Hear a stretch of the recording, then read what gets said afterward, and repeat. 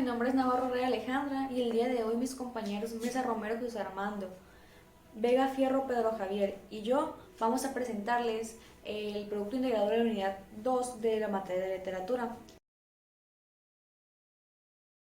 Buen día compañeros, yo soy Javier y hoy les voy a hablar sobre lo que es el género lírico. Se le llama género lírico ya que en la antigua Grecia este tipo de composiciones se cantaban y se interpretaban mediante un instrumento que se llamaba lira. Está escrito habitualmente en verso y se expresa mediante la poesía. El autor puede transmitir sentimientos o emociones respecto a una persona o un objeto. Como podemos ver aquí, estas son imágenes relacionadas a lo que son los autores del género lírico.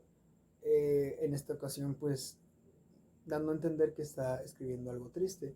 Y en esta otra imagen, haciendo alusión a la obra de Shakespeare. Y aquí pues explicando que el autor transmite sentimientos o emociones respecto a un objeto, a una persona, respecto a un momento, alguna hora, etc. Hola, mi nombre es Navarro Rey Alejandra y pertenezco al grupo 309 y hoy del tema géneros literarios me va a tocar hablar sobre el tema género narrativo. En el género narrativo se conoce como uno de los géneros más grandes de todas las literaturas y sus textos los podemos presentar de manera oral o escrita. Cada uno de estos textos relatan sucesos o historias que pueden ser de ficción o no ser de ficción simplemente. Es un género que incluye la presencia de personajes que son descritos mediante el texto vaya avanzando. Ahorita les voy a dar un ejemplo de textos narrativos que existen. En el curso, mediante se va transcurriendo la historia, cada uno propone un punto de vista o una perspectiva desde sus pensamientos, sus sentimientos y emociones. Bueno, algunos de los ejemplos del género narrativo puede ser el relato, el mito, la fábula, el cuento, la novela y la leyenda. Esos son de los más importantes de este género, pero existen muchos más. Hola, soy Jesús Armando Mesa Romero y hablaré de lo que es el género dramático. El género dramático es aquel que representa algún episodio o conflicto de la vida de los seres humanos por medio del diálogo de los personajes. Sus rasgos más característicos son el uso del diálogo y que no aparece la figura del narrador. Existen diferentes tipos de textos dramáticos, los cuales son la comedia, la tragedia, la pieza y la metáfora. Hola, soy Jesús Armando Mesa Romero y hablaré de qué o quién es el personaje principal. El personaje principal, como su nombre lo dice, es el personaje que protagoniza la historia. Es el que más atención se le dará, además de que tiene que tomar las decisiones clave para la historia y experimentar las consecuencias de las mismas. El título protagonista no está ligado a una sola persona. En el caso de que la historia tenga subtramas o narraciones conformadas por diferentes historias, esa tendrá su propio protagonista. Un ejemplo de este tipo de personajes es Megamente, que a pesar de ser técnicamente el antagonista de su historia, bueno, así lo pinta, el hecho de que durante toda la película se le siga lo hace el protagonista. Buen día compañeros, hoy les voy a hablar sobre lo que es un antagonista en una historia. Un antagonista en una historia es la fuerza contraria de la trama, como aquí lo puedes escribir. ¿Qué se refiere a fuerza contraria en la trama? Esto es que es el encargado en darle problemáticas al protagonista para así no cumplir el objetivo principal de la historia, cuento, relato o lo que sea. Debe tener un antagonista, ya que es la fluctuación negativa o fluctuación de cambio en la trama que se necesita para que una historia vaya con un paso común y que se entienda perfectamente el propósito de lo que viene siendo la historia. Como ejemplo aquí puse a dos personajes muy famosos, dos antagonistas de los más famosos de la historia del cine, el cual es el Guasón de Batman y Darth Vader de la saga de Star Wars. Bueno, ya les voy a presentar sobre los tipos de personajes. En este espacio a mí me tocó explicar sobre los personajes secundarios e incidental. El personaje secundario son los personajes de reparto, es decir, los que no intervienen los que intervienen en la historia, perdón, pero no son muy relevantes o no son muy determinados en la historia. y los vemos solo cuando resulta necesario.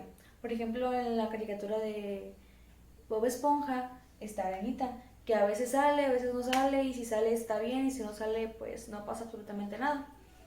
Y también he de explicar sobre los incidentales.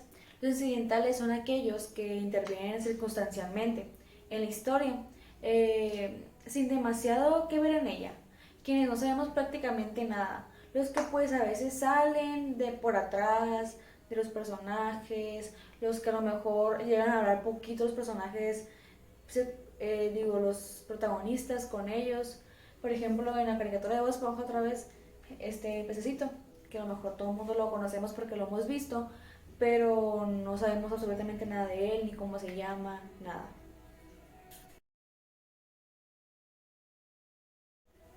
Y de los tipos de narradores, a mí me tocó hablar sobre el narrador omnisciente, que les voy a mencionar algunas de las características de este narrador.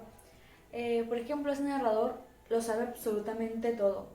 Se encarga de explicar lo que ocurre, tiene la autoridad de todo, puede interpretarse como la voz del escritor, puede cambiar de una escena a otra, y los personajes son instrumentos de la historia.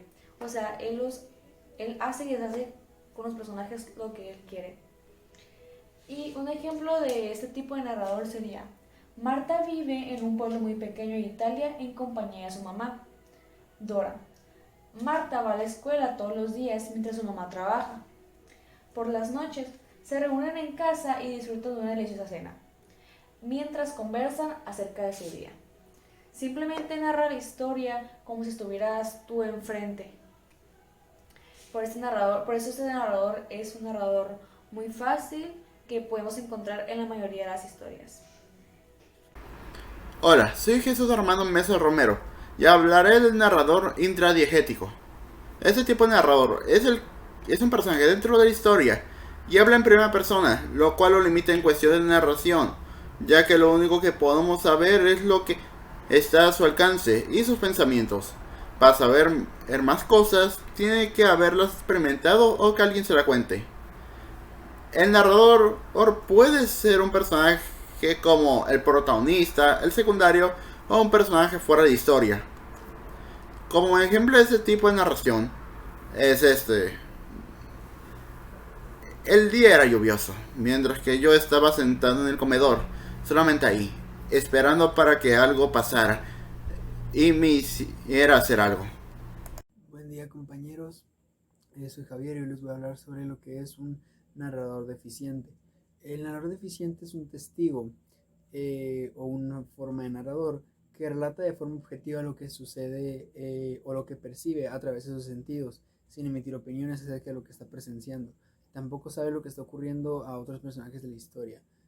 Aquí en una cartulina, una frase bastante corta pero que explica muy bien la función de un narrador deficiente es: conoce menos que el protagonista y no puede explicar una problemática concreta, ya que, como dije, sabe menos que el protagonista y no conoce muy bien la temática de lo que está sucediendo. Un ejemplo podría ser un niño que está perdido y realmente no sabe muy bien lo que está sucediendo, ya que no puede contárnoslo. Y eso es todo. Hola, soy Jesús Armando Mesa Romero y le hablaré de la analepsis. La analepsis es cuando una obra trae una escena del pasado, rompiendo la secuencia cronológica. Esto con la intención de recordar eventos pasados o desarrollar más un personaje. Buen día compañeros, yo soy Javier y hoy les voy a hablar un poco sobre lo que es la prolepsis.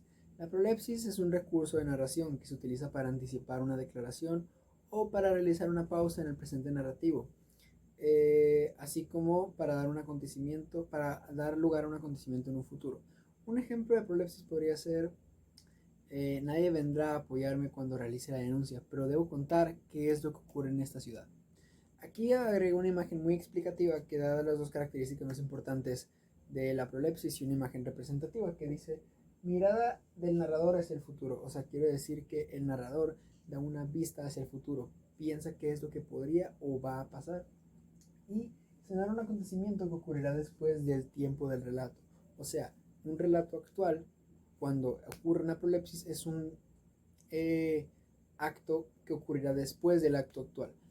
Y aquí una imagen muy sencilla pero explicativa que está presente viajando hacia el futuro.